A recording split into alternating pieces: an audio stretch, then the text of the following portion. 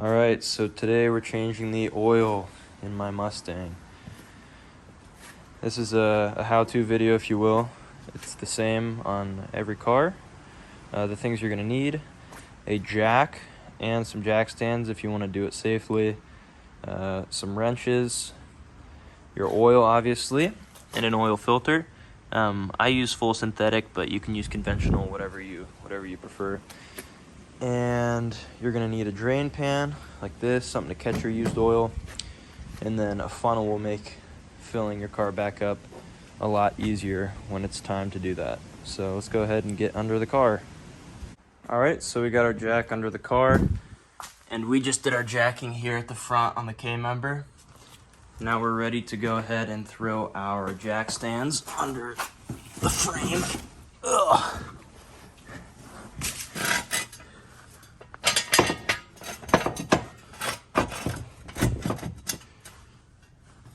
This frame rail right here is safe to put your jack stands on. Now, some cars just have a pinch weld like this, and if you don't have specific points for your jack stands, that's fine. You can just put them on the pinch weld. Go ahead and get this other one down.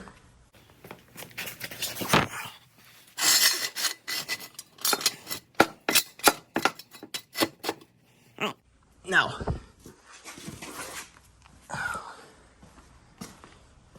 we can lower the car down onto the stands.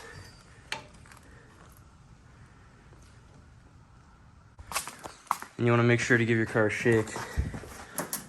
You don't want this thing falling on you, because that would probably, well, my car would kill me for sure. All right, next.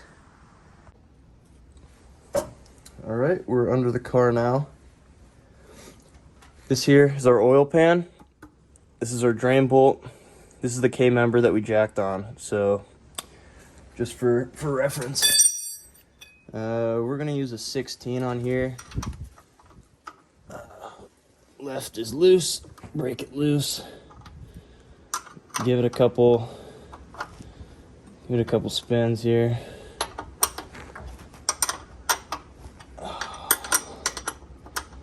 And then pull your oil pan into play.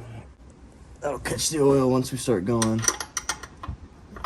Now, you should probably wear gloves for this part, but fuck it. And then also, we're gonna crack the oil fill cap on top. We're gonna open up the engine bay, and then the fill spot, we're gonna open that up so that the oil can drain out. That's not a necessity at this point, but we will want to do that so that we can get all the oil out. Oh, close there. Once you get close enough, hand thread, we're pushing up against it so that we can try to keep ourselves from getting super oily, and then once it's free, pull it, and we'll just let that drain.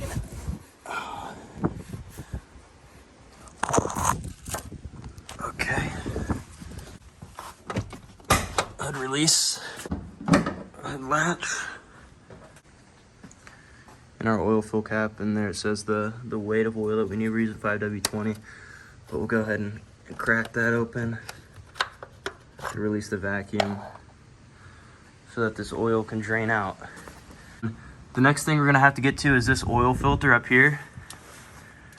And this one, I can get it with my hand.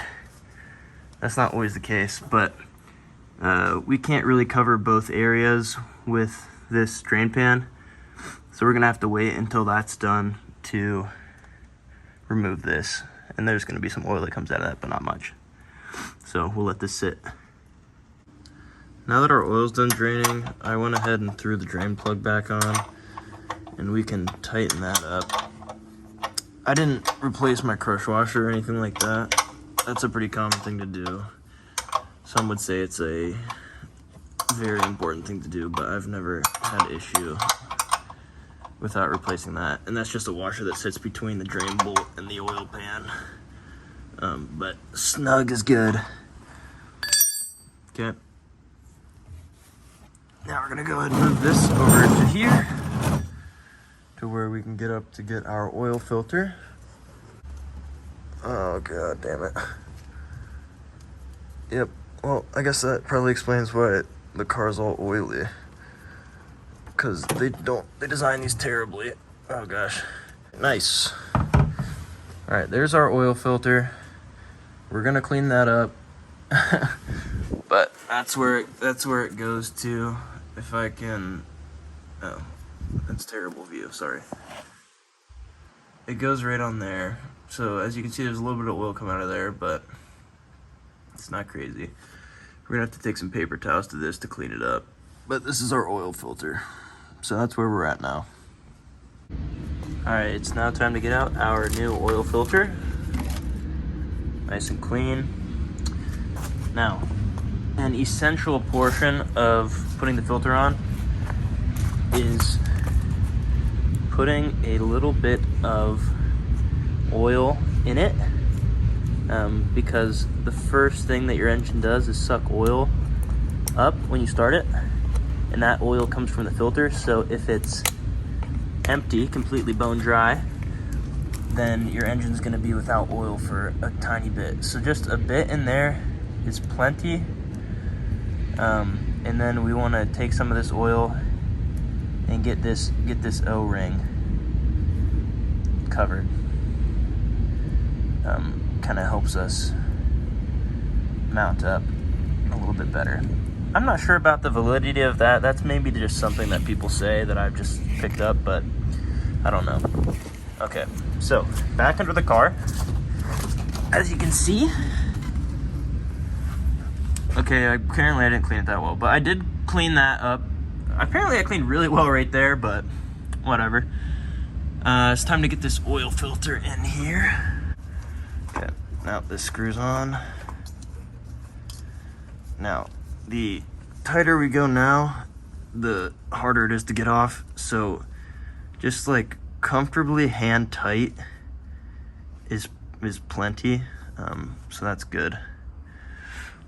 And now we're ready to fill up at the top. So our oil, my car takes 6 quarts, so that's a 5 quart, and this is a 1 quart.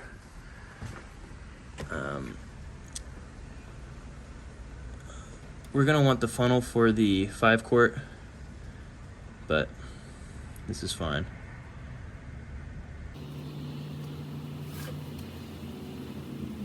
So there's our first quart. Solid. And it's not a bad idea to take a look down here underneath. And if you see oil pouring out, then you fucked something up. So from our drain plug, nothing, good. And from our oil filter, also nothing, good. I'm gonna have to clean this again because I dicked it up. But we're ready to put in the rest of our oil. So here's the fun part.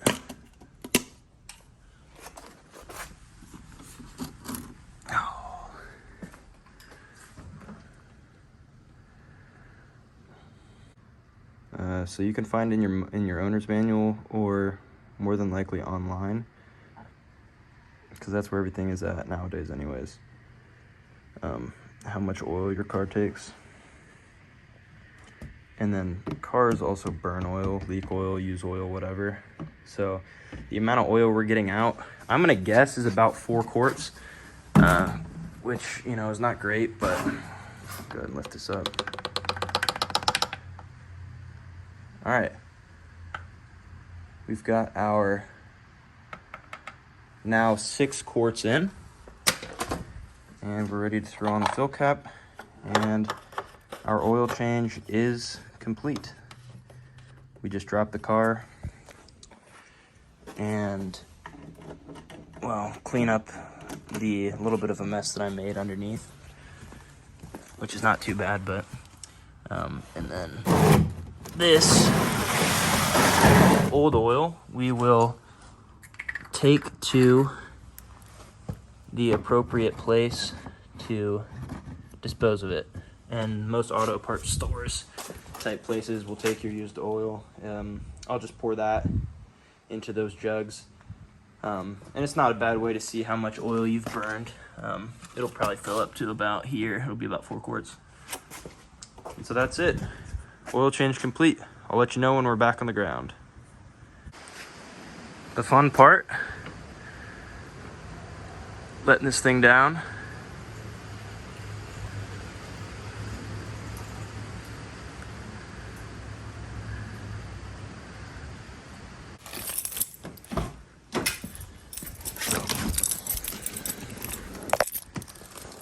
You can start it up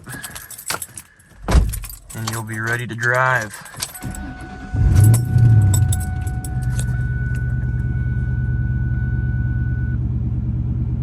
No dash lights. Now we're currently sitting at 133. What I was saying before I was so rudely interrupted by the Bluetooth phone auto connecting is that we're at 133,000 miles. So our next oil change is going to be due at 136. I do mine every 3K. You hear anywhere from 3 to 5K depending on how frequently you like to do your maintenance. Or 3 months is a pretty good timeline, but usually I just go on mileage. So that's it. That's how to change your oil.